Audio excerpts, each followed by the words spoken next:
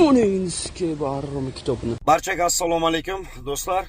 Ekrandagi mana bu iflos bolani ko'rgan, bilgan, taniganlar bo'lsa, iltimos aloqaga chiqinglar.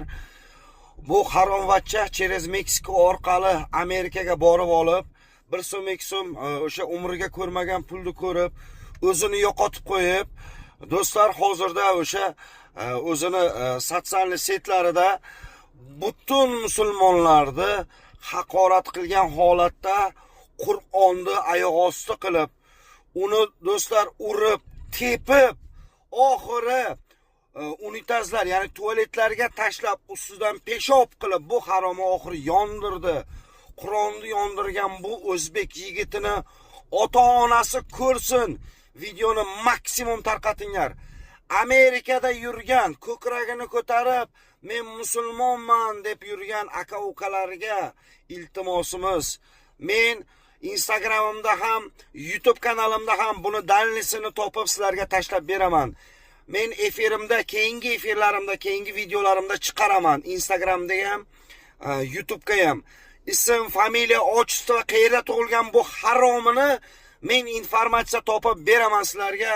Faqat iltimos sizlardan butun Amerikada yurgan musulmon aka-ukalarimiz, o'zbekmisiz, tojikmisiz, qozoqmisiz, turkmanmisiz, qirg'izmisiz, aka-ukalar barchalaringdan iltimos, buni ustidan jinoiy ish ochirib, deportatsiya qildiringlar.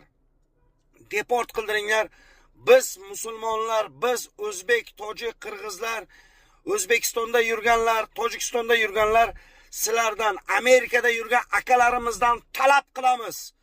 Bu haromini bizlarga topib beringlar va deport qildirib jo'natinglar. Videoni maksimum tarqatinglar aka-ukalar va marhamat, qilgan ishini ko'ringlar.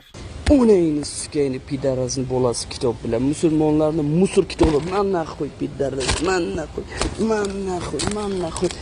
Bu itdan bo'lganini bilishimiz kerak. Ota-onasini bilishimiz kerak kimligini.